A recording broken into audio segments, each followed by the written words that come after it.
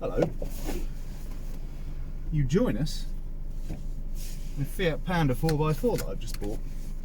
And I thought, as I've got to go this way home, we might as well just go this way home.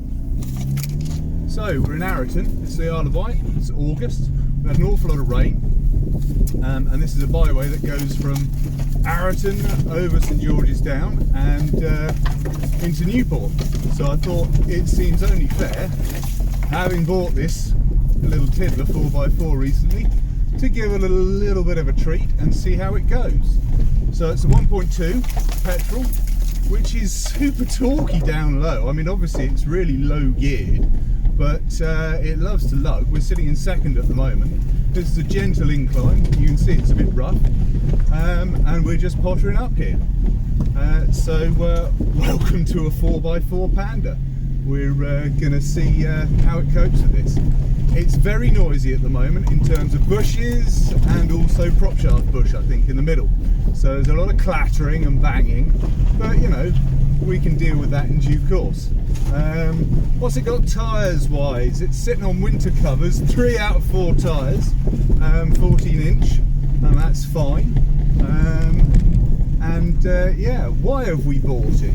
We bought it to use as basically a power wheelbarrow on our campsite. So it was either this or a side-by-side ATV or a chimney. Side-by-side ATVs are horrifically expensive and mostly made of chocolate and very expensive motorbike parts, and chimneys are also quite expensive.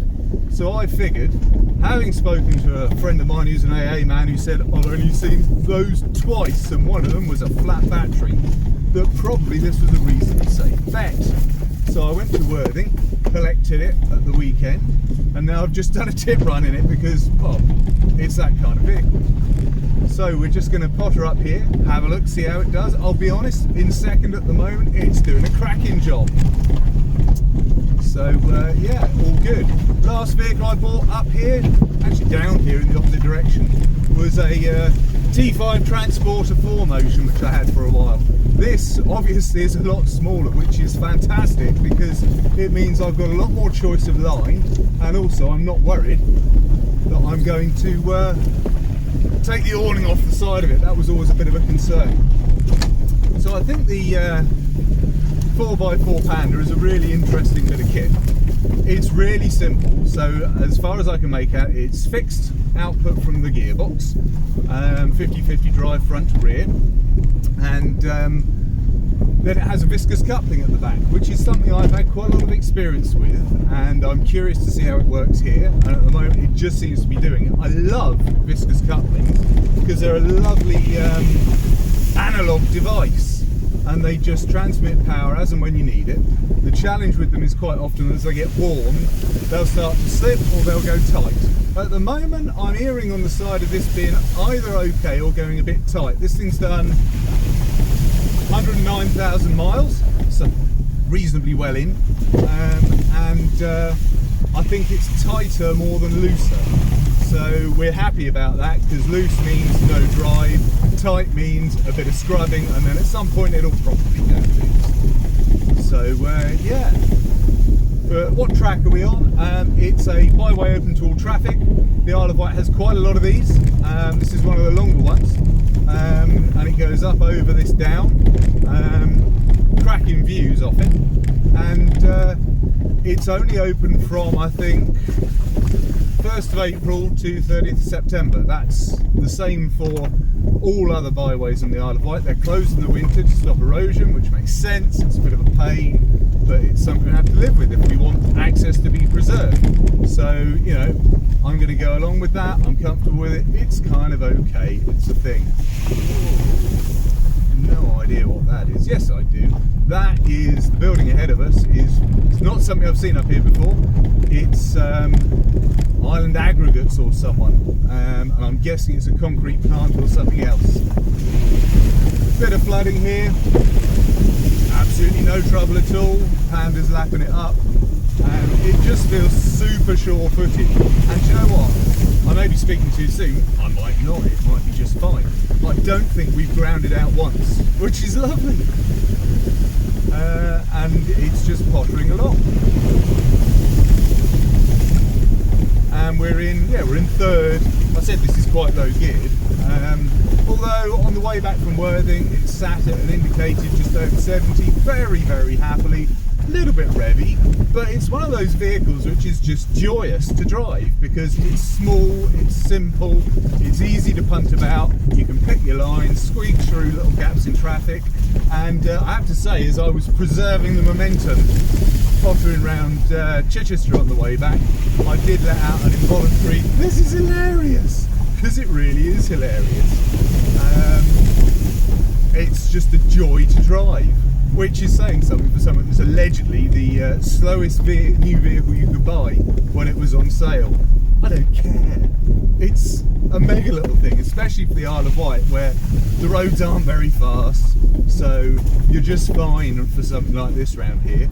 And for us on a 15-acre campsite, it gives us the ability to move, I think, what I describe as all the small things.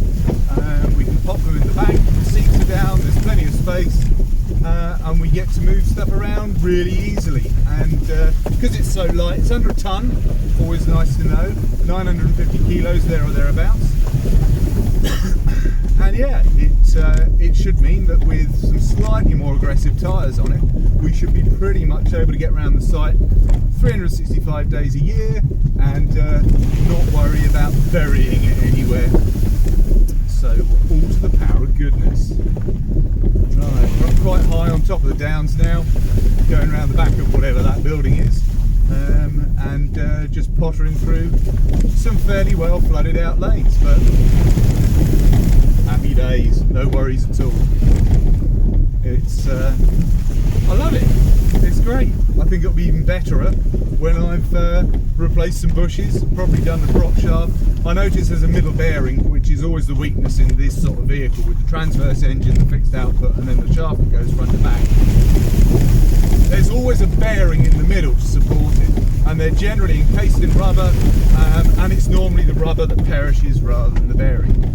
And certainly on this one, I can hear a click when I pull away, which suggests that bearing's pretty tired. I've been having a look on UK 4x4 Pandas, or UK 4x Panda, 4x, anyway, some Facebook group, and by all accounts it says actually if you've worn out that bearing, probably you might as well replace the whole prop shaft, because it's got CV joints either end. They'll have been subjected to the same sort of abuse as the centre bearing. So we may pop it off, have a look, see whereabouts we are. It's very similar to a lot of the Volkswagen stuff. So we'll see what it looks like. No swimming, keep out quarry workings, and a filthy dirt track. We don't go down that one, we go down here with all of our bangs, crashes and rattles. I'm still just sitting in third and letting it chew its way through at 1000 RPM. So when I said the 1200cc engine really lugs, I mean, it really does. This is just a super torquey motor, and it's lovely to be surprised by petrol engines like this that you think, oh, this will be rubbish versus a diesel, because diesels have a reputation as having all the torque, whereas actually something like this, I have no idea whether it's 16 valve or 8 valve, but it is lugging this thing along like a charm, absolute charm. Yeah, the last time I think I was this pleasantly surprised by a petrol engine was in a Type 25 Transporter Synchro, and I thought, oh, we've got a water boxer in this one, 2.1, not the 1.9 TD that I had in one previously. This is going to be higher revs, etc, etc. But that again lugged like mad and was an absolute pleasure, as this is proving to be. So yeah, we're coming towards the end of this now. I've had no worries at all about doing this with this. It climbed up the hill at the start without batting an eyelid. We've gone over the top now, lots of water, no errors or anything. It's just doing it. So very happy first impressions. And I can't help but feel that this is probably not the last video I'll be doing of the Panda 4x4. So thanks a lot for watching. I'm Thomas, and yeah, hope to see you again soon.